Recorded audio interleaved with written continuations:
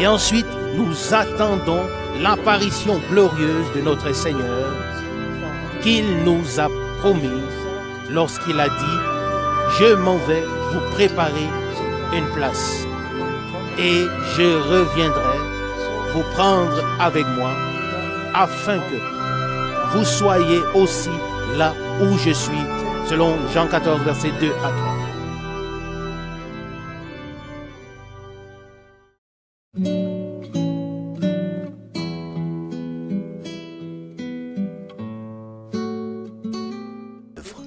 S'il te plaît. Nous lisons encore 1 Corinthiens 15, versets 51 et 52. 1 Corinthiens 15, versets 51 et 52. Voici que je vous dis un mystère. Nous ne nous endormirons pas tous, mais nous serons tous changés en un instant, en un clin d'œil, au dernier son de la trompette, car la trompette sonnera, et aussitôt les morts seront ressuscités dans l'incorruptibilité, et nous serons changés. Loué et exalté soit notre Seigneur. Nous l'avons dit au début, le temps touche à sa fin. Je veux dire le temps de la grâce. Et la venue du Seigneur est vraiment à la porte.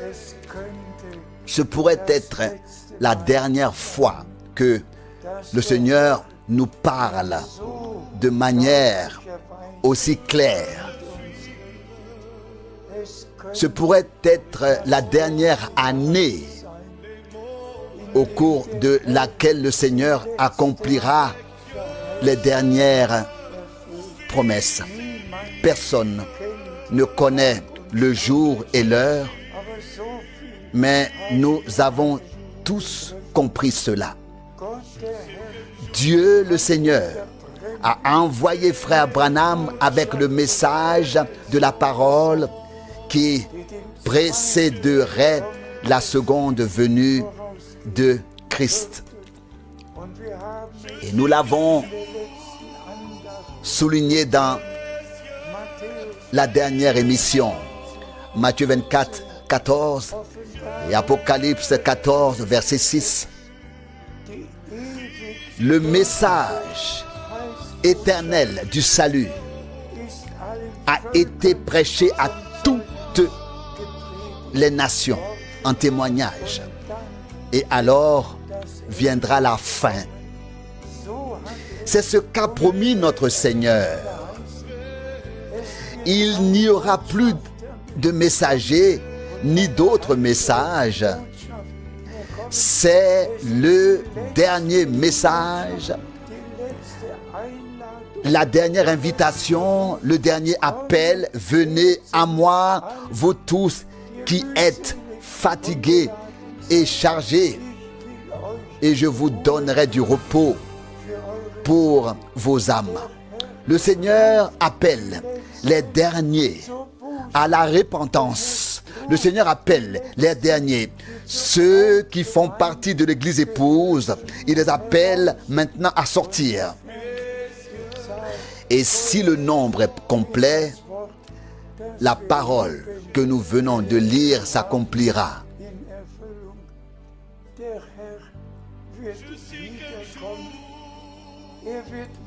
Le Seigneur reviendra, il reviendra, alléluia, pour nous ramener à la maison. Et les morts en Christ ressusciteront premièrement. Et les vivants en Christ seront changés. Et selon 1 Thessaloniciens 4, nous serons ensemble emportés dans les airs à la rencontre du Seigneur. Aujourd'hui, ce sont des paroles de Dieu qui sont écrites. Demain, elles seront peut-être déjà devenues une réalité divine. Elles ont été lues au cours des 2000 dernières années. Tous ces passages bibliques ont pu être lus, mais aujourd'hui, nous vivons le temps de l'accomplissement de la prophétie biblique. Et nous pouvons remercier de tout cœur notre Seigneur d'avoir reconnu les signes de la fin des temps, d'avoir entendu le dernier message et d'y avoir cru, d'avoir été ramené à l'enseignement, à la pratique des apôtres. Nous croyons comme ils ont cru, nous baptisons comme ils ont baptisé. Nous tenons le souper comme ils l'ont tenu. Nous prions comme ils ont prié. Nous avons été ramenés à l'enseignement des apôtres. Et celui qui s'y oppose ne pourra pas être présent. Mais le Seigneur a voulu tout restaurer, tout rétablir par le dernier ministère et tout remettre en place. Nous avons en effet énuméré tous les passages bibliques, que ce soit Matthieu 17, versets 10 et 11, ou Malachie, et tous les passages bibliques, y compris Actes des Apôtres chapitre 3. Nous avons proclamé tous les passages bibliques, et tous ceux qui sont de Dieu croient et participent à ce que Dieu fait actuellement. Disons-le encore une fois, ce que nous avons lu dans les deux premiers passages bibliques. Le Seigneur qui a fait connaître son dessein par ses prophètes laisse son dessein s'achever en notre temps. En notre temps.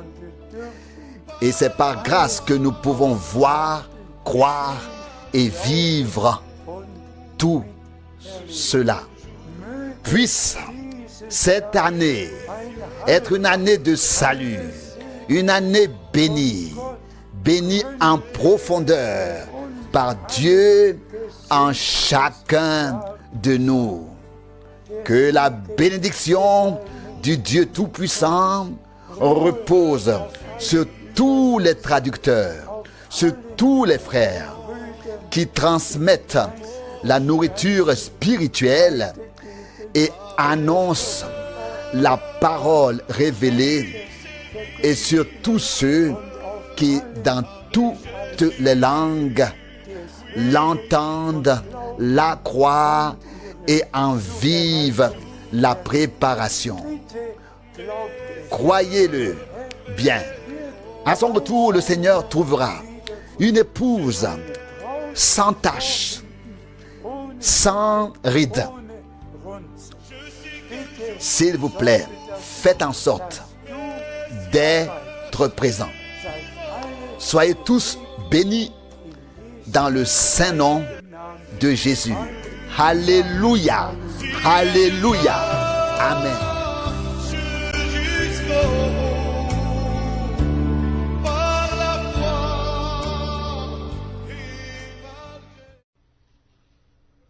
Matthieu, chapitre 24.